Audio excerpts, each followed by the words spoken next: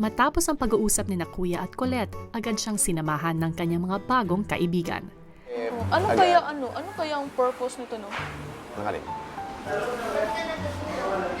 Kinakabahan ako. Feeling ko pag kunwari, di ba sa iba, parang freeze. Feeling ko pag mag-freeze ako, maganito ako. Hindi ko makita ang mukha ng mama ko ba pag... Lingid sa kaalaman ni Colette, kausap na ni Kuya ang kanyang tunay na ina.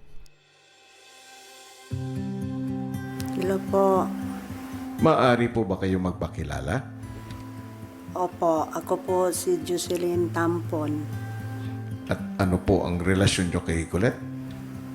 Anak ko po. Maligayang pagdating sa bahay ko, Nanay Joy. Salamat po, Kuya. Kamusta po kayo? Okay lang po. Bakit po kayo nagpunta dito sa bahay ko? Ano po ang hangad ninyo? Kasi po, makita yung anak ko. Ano ang alam mo tungkol kay Colette? Anong klaseng tao siya? Si Colette, mabait yun. Tapos, matapang, presigido sa buhay niya. Yun po ang nakita ko kay Colette.